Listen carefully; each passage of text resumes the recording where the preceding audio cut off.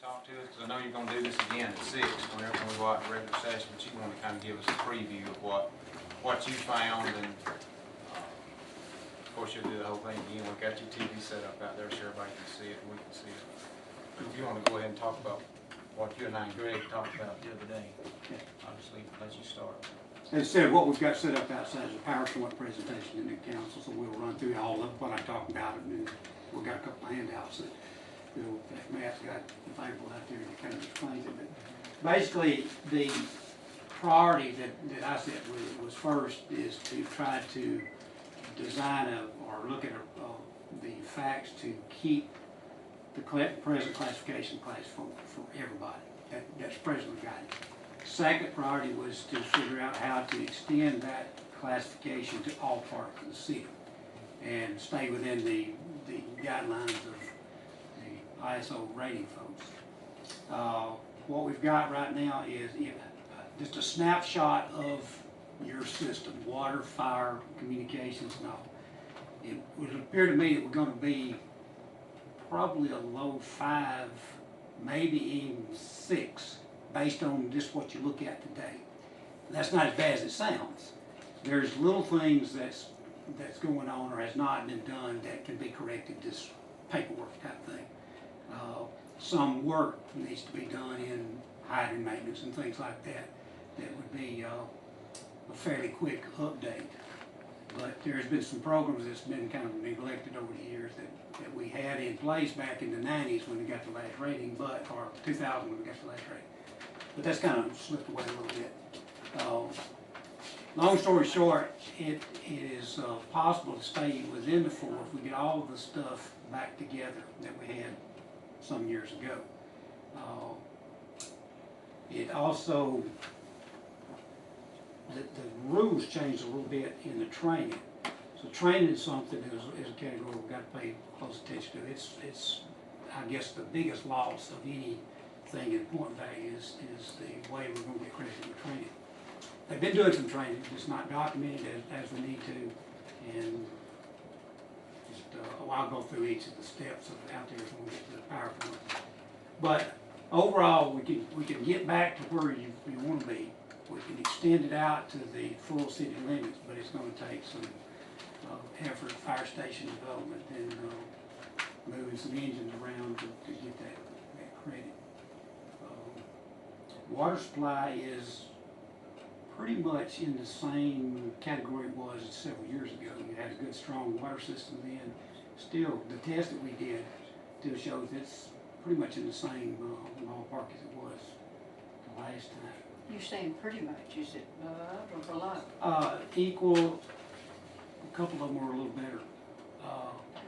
There's 3 or 4 sites that were bad then, and they're still bad. Really? Same ones? Yeah. Hmm. And it's a couple of sites. It's really difficult to get any improvement out. One of them's out on 278 East out there. It was. Thank you. We Appreciate that. I guess a big change also was in the communication centers, which this body doesn't have any effect on that center, but it dropped points a lot. But it's because of the way the rating schedule changed, not so much their fault. They are working with vendors right now trying to get all that back up to speed. So if you just looked at them today, it would look bad. But over the next few months, they're being able to pull that back together pretty good.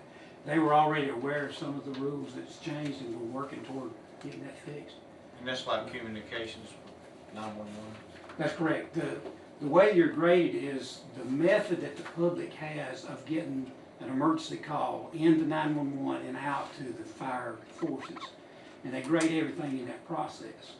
And the old rules was operating under the 1980s technology and was not recognizing some of the technologies that they put in now, such as voice over internet and things like that. So this new code went in to update that.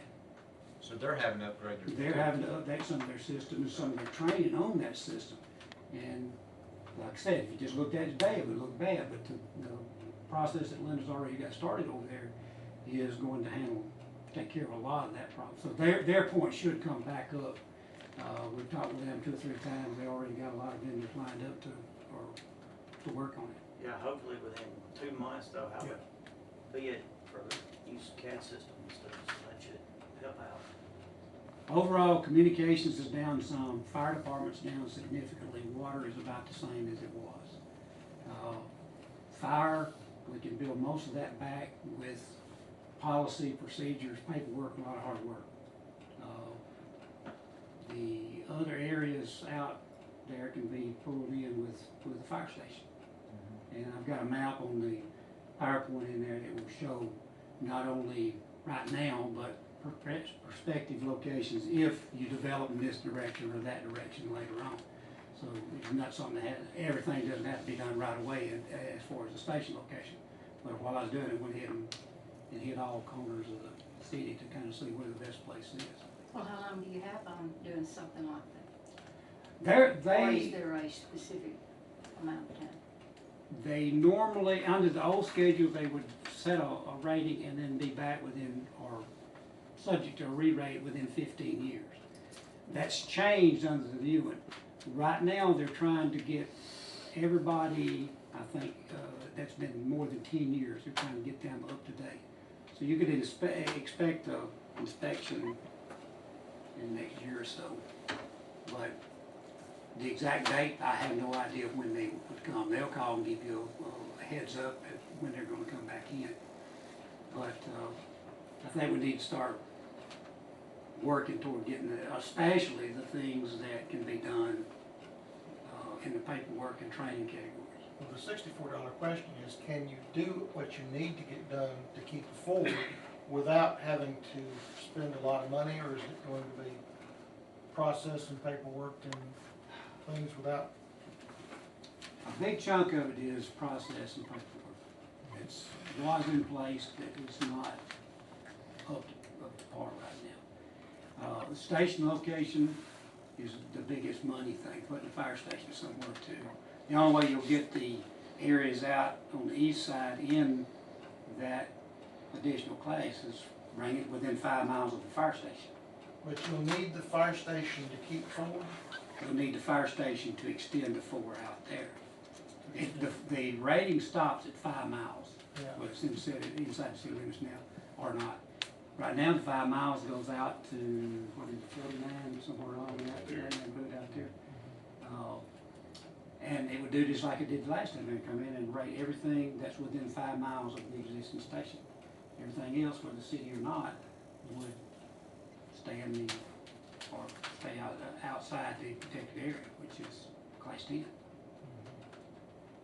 Even with the station east, you'd have to meet not only the 5 miles, but the 1,000-foot hydrant.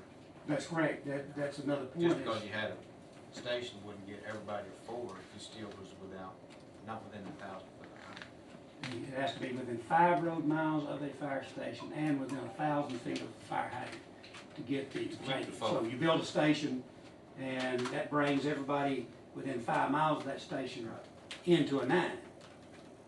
And then to go below a 9, you gotta have water. And you get water from a couple of different sources. One is, of course, standard fire hydrants.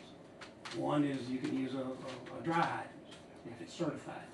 Another alternative method is doing what's called a water shuttle, where you take, the department builds a couple of, or buys a couple of tankers and sets up a water hauling system where they can prove they move water 250 gallon minutes anywhere in the area. And that becomes technically a fire hydrant for that area. So then anybody within 5 miles of the new station would get the lower grade based on water shuttle. So that takes a little effort to set up. What is a dry hydrant? Dry hydrant is nothing but a set of PVC pipes stuck in a pond or a lake somewhere.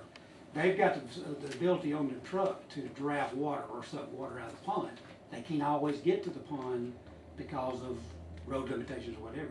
So if somebody pre-plans and builds a all-surface road to the edge of a pond, puts in a 6-inch PVC pipe with a connection on it that they can use, they pull a draft on that hydrant and pull water from it. If the water source that they're operating from is certified by an engineer, then they can get the same credit as a standard fire hydrant. I've got one in my backyard, I'm 3 miles from the closest fire hydrant, but I get credit for a fire hydrant because of, I put a dry hydrant in a pond. That's one method to use. The water shuttle is another. And that dry hydrants one that was invented, Yeah, Virgil put in a lot of them around years ago, and it could be his system or any setup. But yeah, he and insurance recognizes that. the insurance Or recognizes it ISO. if ISO recognizes it. If What, to ISO get them to do it, we have to have paperwork from the owner that you can use that property. You have to have all-weather road going to it or a hard surface road. The water source has to be certified, and that's the key to Right. everything. And a certified engineer has to verify that the water level is sufficient under drought conditions. And there's a whole bunch of stuff that they go through to figure that, but that's the bottom line. The engineer says there's plenty of water in that pond to meet this requirement, then you can take credit for it. There's a lot of ponds that might not meet that requirement.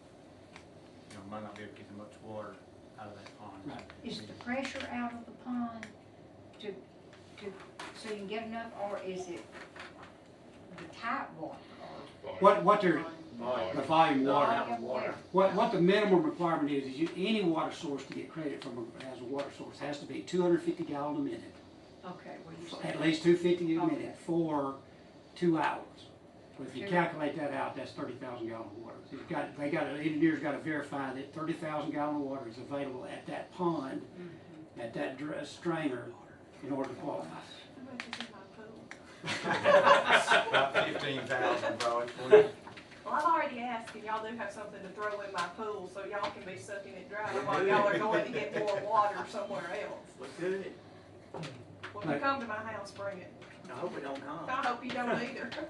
There's a lot of alternative water, but that's the most common type is the dry hydrant. And as I said, I put one in myself, so I know it works, and I know it cut my insurance more than half, just to have dry hydrant. But the tanker is a good alternative. Takes some practice, takes some work, but it can be done. We got several that I work with around the state that can. We got one department that we set up, they got a class 4, and at the time we set it up, they probably didn't have 20 fire hydrants in their whole 5 miles. But every structure gets the class 4 simply because they qualify for a water system. Takes work, but it can be done. That's what I wanted to point out is the priority 1 is to keep it forward, would be go through all the papers and process and stuff.